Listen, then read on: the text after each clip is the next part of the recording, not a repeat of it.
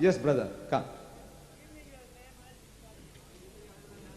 I'm sorry, I have a small question. Yes. Please explain in the light of Quran the second coming of Jesus Christ in the form of Imam Mahdi and how we shall recognize him. May we have your name, please? My name is Tasir Qazi.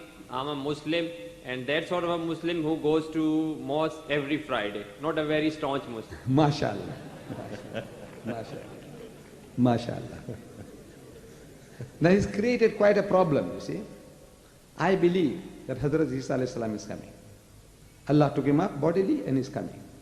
But you see, as I said, I am an expert in dealing with the other side.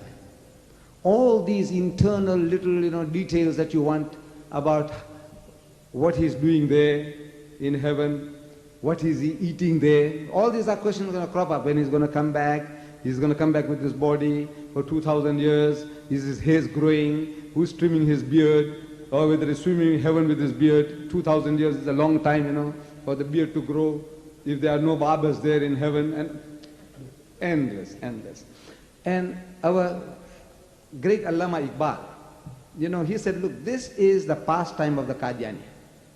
He said, the philosophy of the Qadiyani is to keep you busy with this. कि तुम मुझसे बेगाना रखो आलम किरदार से, Iqbal says about the Qadiani. His philosophy is keep him busy. Keep him away from the world of reality. ताबिसाते जिंदगी में उसके सब मोहरे हो मात. That in the struggle for life, kill all his talents. Keep him busy. Where is Jesus? What is he doing? When is he coming? How are you going to recognize him? Busy, busy, busy. I said, look, this is not my problem. The Christian, when he comes to ask me, I can deal with him. It's not something that you should worry about. It's not a part of your curriculum. I believe that on the day of judgment, Allah won't ask me. He said, look, my Jesus, how did I take him up? I said, well, I don't know, you know. So, what I was feeding him? I said, look, I don't know, you know. Look, this is not your problem. He won't ask you these things. So what are you worried about? He will ask you, did you warn the people that they were worshipping 3 in 1 and 1 in 3, that they were saying that Jesus is God, that they were worshipping Mary, the mother of Jesus? Did you? They are making insinuation, allegations, blasphemy against Allah. They say Allah has begotten a son. He'll ask you, what did you do? The people were saying that Allah subhanahu wa ta'ala has begotten a son. And he says the most horrible thing, the worst swearing you can give Allah is this. And yet you don't worry about that. You go home and your mother tells you, this guy next door was swearing me like this. Badi badi gali di.